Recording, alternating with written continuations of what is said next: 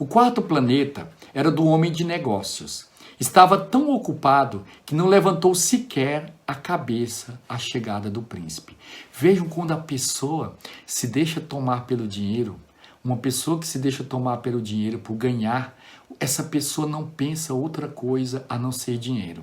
Aliás, eu queria saber se vocês sabem qual a origem da palavra avarento. Aquela pessoa que é avarenta, que é um avaro, ou seja, aquela pessoa que só se preocupa em acumular. São Bernardo de Claraval, ele definiu o avaro assim, que é o contraditório, que é uma pessoa que tem tal medo de ficar pobre, que passa a vida inteira vivendo como pobre. A pessoa que é avarenta é essa, que ela tem tal medo de ficar pobre, que ela passa a vida inteira vivendo como um pobre. Mas a palavra avarento, nessa pessoa que só pensa em ganhar dinheiro, ou às vezes até no dinheiro, o avarento vem à origem porque existe o povo da Bavária e é o povo bávaro. Existia bem do lado ali na Alemanha, naquela região, um povo ávaro. E que povo era esse? Era um povo que vivia, um dos povos bárbaros que vivia no meio de uma floresta. E nessa floresta, todo mundo que atravessava aqueles dois campos, atravessava aquele campo, aquela estrada, tinha um campo de um lado e de outro da estrada, e o que acontecia? Naquele momento eles invadiam e roubavam tudo que as pessoas tinham. E aí Carlos Magno, dominando, no ano 800, Carlos Magno dominando todos os povos, dizia que existia um povo ali que nunca ninguém conseguia prendê-lo, eram ladrões que viviam ali, e nunca ninguém conseguiu prender, porque eles entravam dentro da floresta e ninguém conseguia encontrá-los mais dentro da floresta. E aí Carlos Magno disse, é assim? Põe fogo na floresta. Nossa, dizer isso nesse momento agora, onde todas as pessoas têm que criar... Naquela época, Carlos Magno mandou pôr fogo naquelas florestas e ali descobriram onde viviam esses povos ávaros. E o que encontraram lá? Encontraram todas as coisas que as outras pessoas tinham roubado. Eles não tinham usado nada. Eles iam acumulando tudo, somente acumulando, acumulando. E tudo aquilo que era roubado, nem sequer eles mesmos usavam. O que eles faziam? Eles só acumulavam. E aí daí que deu origem quando uma pessoa só preocupa em acumular, essa pessoa é chamada de ávara. Ou seja, que pertence a esse povo ávaro, não é o bávaro, mas é o ávaro, que se preocupa somente em guardar as coisas. E é propriamente aqui a história desse que é o homem de negócios. Ele vai dizer assim, bom dia, disse-lhe este, o seu cigarro está apagado. 3 e 2 são 5. 5 e 7, 12. 12 e 3, 15. Bom dia. 15 e 7, 22. 22 e 6, 28. Não há tempo para acender de novo. 26 e 5, 31. Ufa. São, pois, 501.622.731. 500 milhões de quê? O príncipezinho perguntando. Hein? Ainda estáis aqui? 501 milhões de... Eu não sei mais, tenho tanto trabalho, sou um sujeito sério. Lembra da história que nós contamos mais para trás? Né? Sou um sujeito sério, não me preocupo com ninharias. 2 e 5, 7. 500 milhões de quê? Repetiu o príncipezinho, que nunca na sua vida renunciara a uma pergunta, uma vez que tivesse feito. O homem de negócios levantou a cabeça. Há 54 anos que habito este planeta e só fui incomodado 3 vezes. A primeira vez foi há 22 anos por um besouro caído não sei de onde. Fazia um barulho terrível e cometi 4 erros na soma.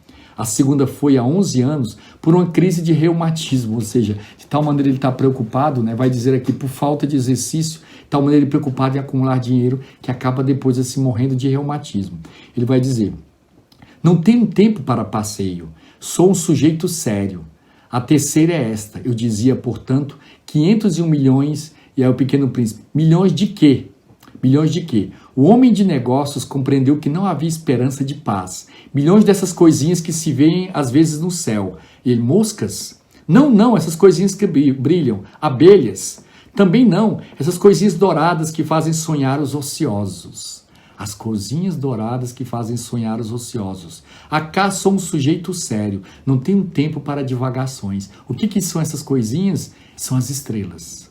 Né? Ele se dizia dono de 500 milhões de estrelas. Isso mesmo, estrelas. E que fazes tu com 500 milhões de estrelas? 501.622.731, ele vai corrigir o que ele tem, o que ele possui. Ele vai dizer, eu sou um sujeito sério, gosto de exatidão. E que fazes tu dessas estrelas? Que faço delas? Sim, nada. eu as possuo. Tu possuis as estrelas? Sim, mas eu já vi um rei que os reis não possuem, eles reinam sobre. É muito diferente. De que te serve possuir as estrelas? Serve-me para ser rico. Vejam que a gente computava da pessoa avarenta. A pessoa só vai acumulando, ela se sente assim, esse desejo de ter, né? De ter. E aqui fala, por exemplo, ele vai dizer, os reis reinam. E ele vai dizendo assim, e eu possuo. E aí vem um comentário que ele falava do outro da admiração, né? Que a admiração reúne a pessoa que é admirativa, ela reúne duas qualidades opostas, que é a capacidade de tudo possuir sem nada reter. Uma pessoa que às vezes ela pode ser até pobre, mas que ela, por exemplo, sabe admirar, ela passa diante, por exemplo, de uma casa que é bonita e ela admira aquela casa, em certo sentido, aquela casa passa a pertencer a ele, porque ele é uma pessoa admirativa. E esse homem aqui não, esse homem aqui só se preocupa com o dinheiro. Ele vai dizer assim, e para que te serve ser rico? Para comprar outras estrelas, se alguém achar. Esse aí, disse o príncipezinho para si mesmo, raciocina um pouco como bêbado. No entanto, fez ainda algumas perguntas. Como pode a gente possuir as estrelas? De quem são elas? Respondeu ameaçador o homem de negócios. Eu não sei, de ninguém. Logo são minhas porque pensei primeiro. Aí o pequeno príncipe pergunta, basta isso? Sem dúvida, quando achas um diamante que não é de ninguém, ele é teu. Quando achas uma ilha que não é de ninguém, ela é tua. Quando tens uma ideia primeiro, tu a fazes registrar, ela é tua.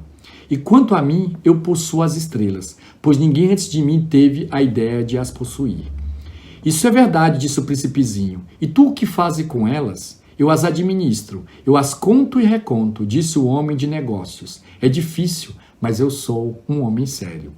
O príncipezinho ainda não estava satisfeito. Eu, se possuo um lenço, posso colocar em torno do pescoço e levá-lo comigo.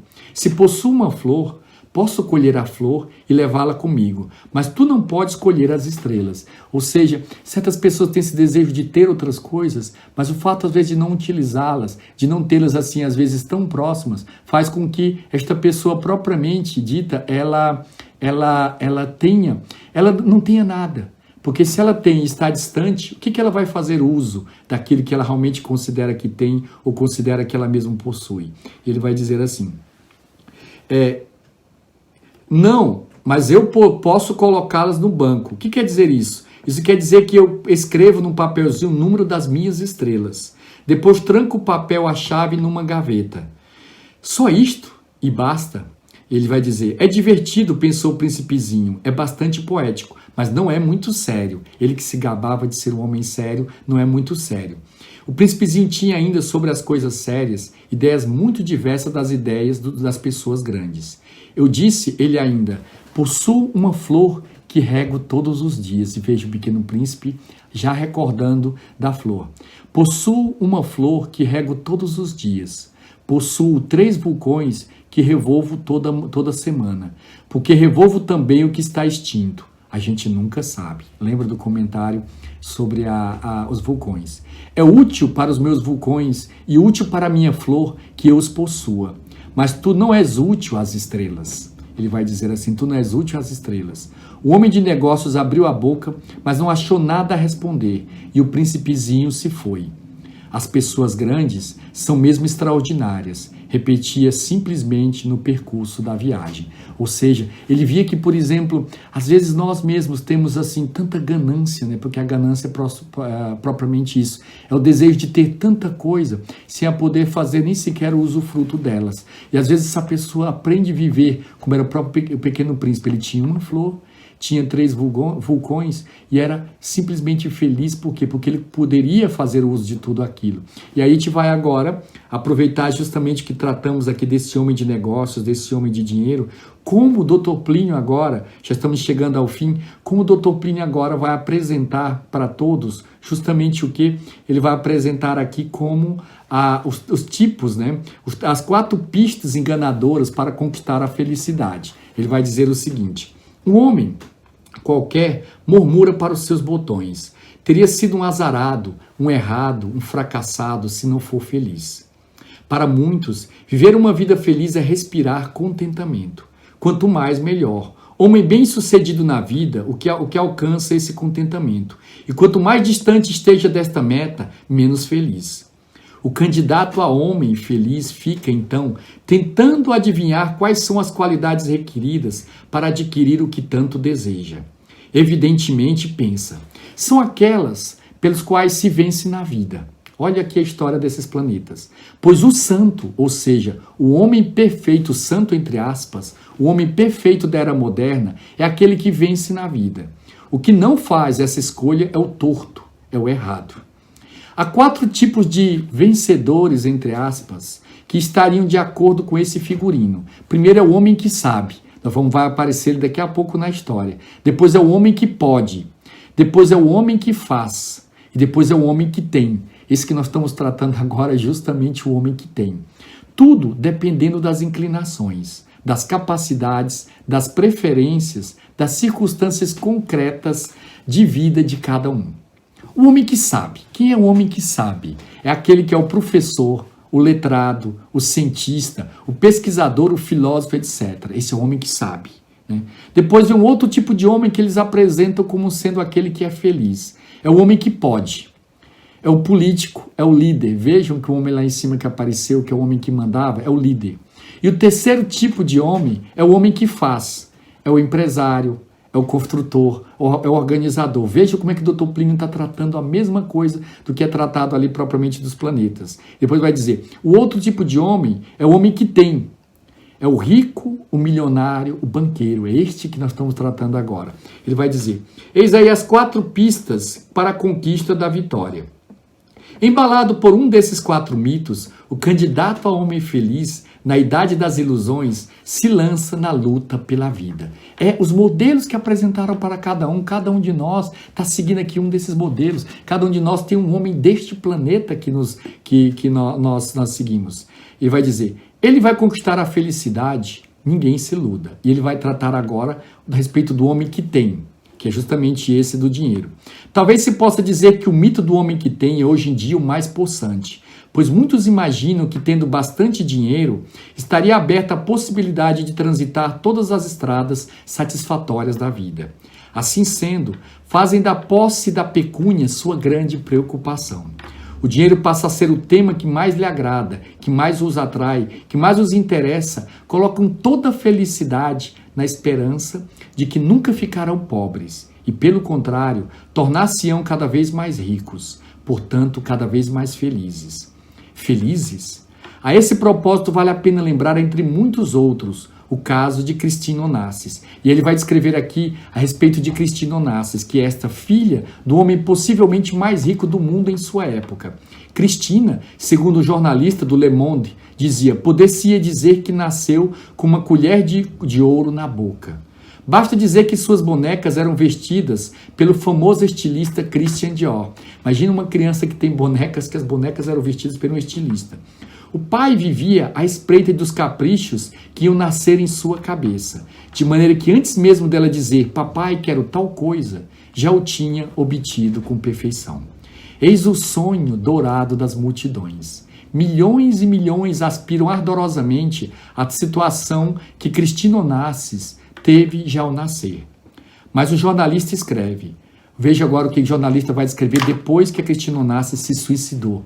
Esta que era a menina mais rica do mundo se suicida. Ele vai dizer, uma vida por demais cheia, infelicidades demais, por demais casamentos, por demais divórcios, por demais quilos, por demais caprichos rapidamente satisfeitos, para no final das contas chegar a uma solidão por demais extrema. Genial o comentário do jornalista.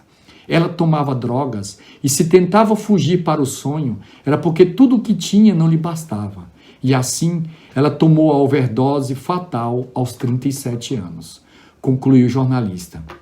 Um pai, mesmo onipotente, mesmo arquimilhardário, pode comprar tudo e impedir tudo, exceto a felicidade, exceto o infortúnio.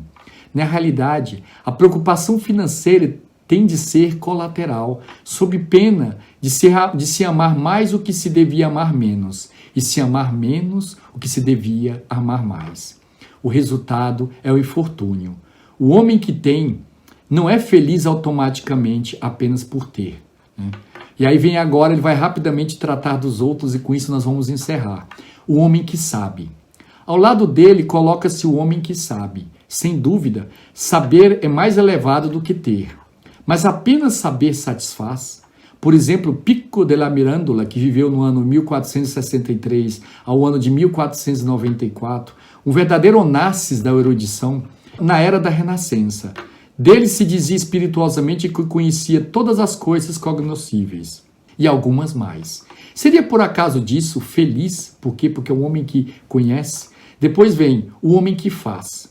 Há também o homem que faz. É como se diz nos Estados Unidos, workaholic, ou seja, viciado não em álcool, mas no trabalho. Ele procura compensar as misérias da vida pela alta realização na ação, transformando em uma fonte de prazer intemperante até mesmo coisas penosas, como muitas vezes é a labuta. O que fascina é o trabalho, a agitação. Existe muita gente assim que é viciada em trabalho, é o que ele vai dizer aqui, outras em não trabalhar. O trabalho, realização, o trabalho, embriaguez, independentemente do seu resultado. Não parece que, em princípio, seja um homem feliz. E, por último, ele vai narrar aqui que é o homem que pode. Alcançará a felicidade o homem que pode, ou seja, aquele que tem poder? É difícil concordar, pois o grau de felicidade e de infelicidade mede-se pelo grau de tranquilidade e de intranquilidade.